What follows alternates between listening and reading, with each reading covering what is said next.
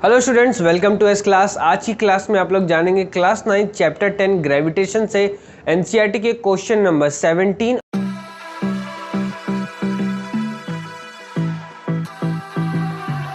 तो आइए देखते हैं क्वेश्चन नंबर 17 में क्या क्या चीजें दे रखी हैं और क्या क्या चीजें हमसे इसमें पूछी गई हैं।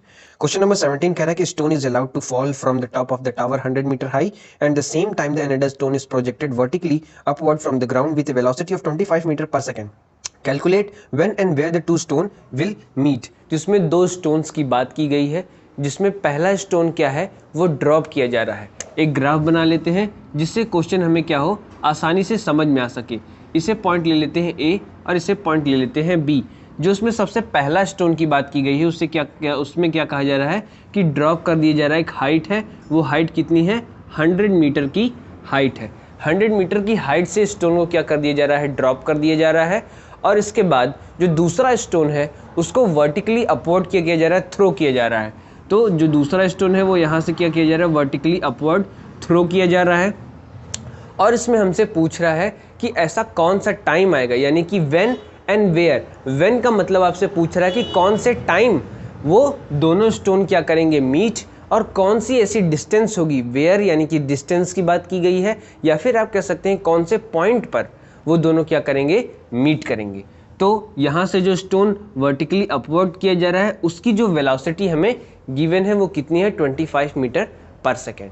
इसमें आप एक चीज़ और ध्यान दिए होंगे कि जो इसकी इनिशियल वेलोसिटी है वो कितनी है, वो हमें खुद निकालनी होगी। वो कितनी है, 0 मीटर पर सेकेंड, क्योंकि इसे क्या किया जा रहा है, सिंपली ड्रॉप किया जा रहा है, न कि फेंका जा रहा है। फेंका जा रहा होता तो इस पर कोई वेलोसिटी अप्लाई होती। क्लियर। तो इसमें सबसे पहली चीज़ हमें क्या दे रखी है, एच हाइट दे रखा है, वो कितनी है 100 मीटर की हाइट इसमें दे रखी है। और इसके बाद जैसे भी हमने जाना जो फर्स्ट स्टोन थी उसकी वेलोसिटी, इनिशियल वेलोसिटी कितनी थी, 0 मीटर पर सेकेंड।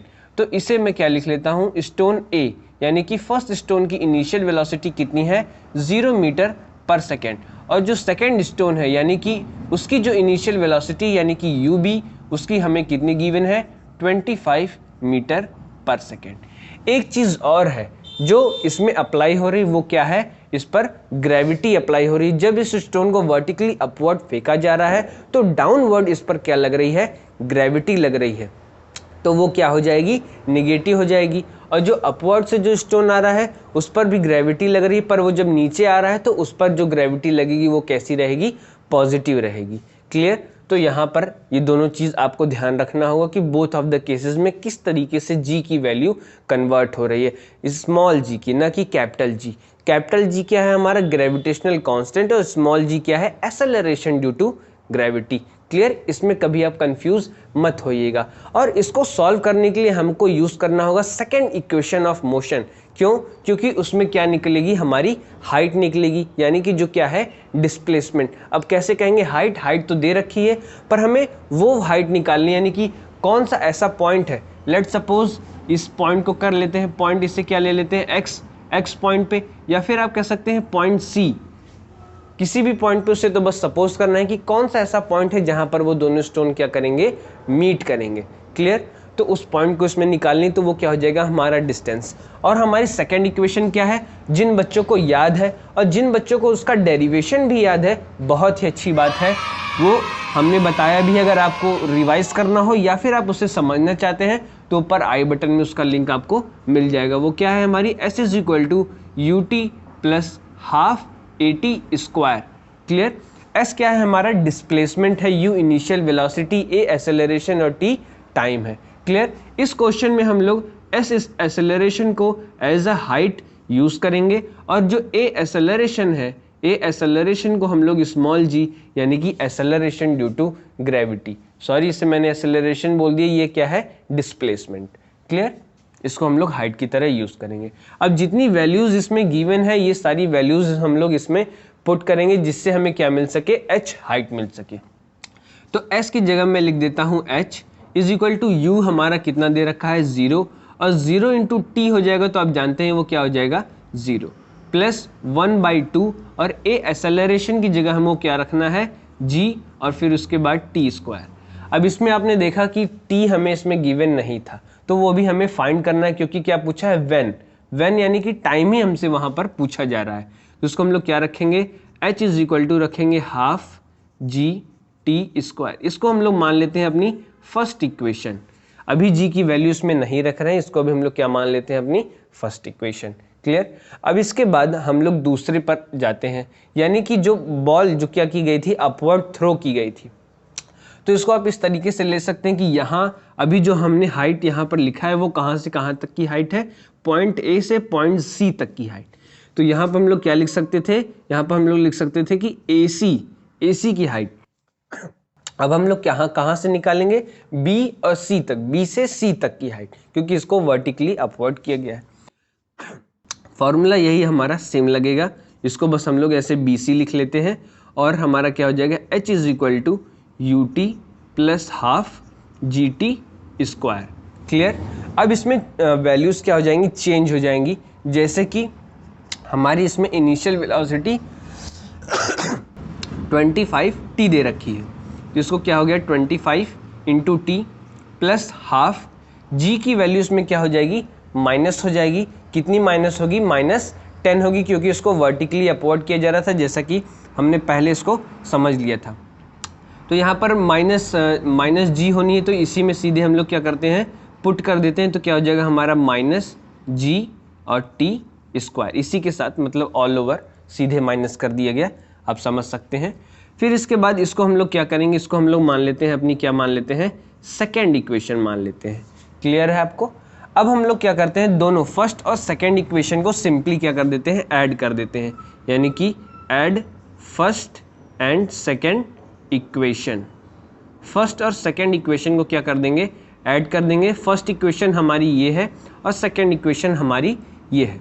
तो इसको हम लोग किस तरीके से लिख सकते हैं, इन दोनों तरीके से लिख सकते हैं कि AC plus BC is equal to 1/2 GT square, और ये क्या हो जाएगा plus 25t minus half GT square.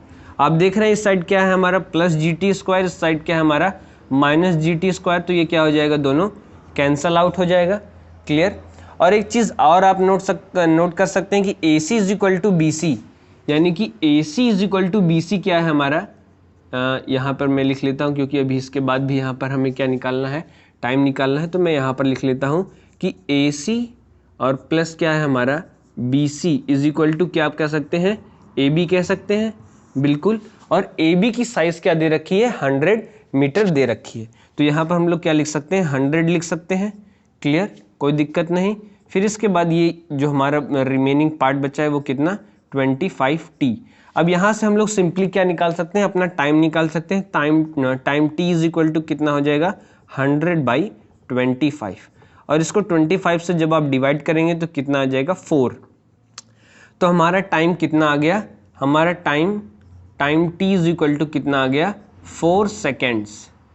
हमारा time t is equal to कितना आ गया, 4 सेकेंड्स। अब हमको निकालना है कि वेयर, ऐसा कौन सा पॉइंट रहेगा, वेयर।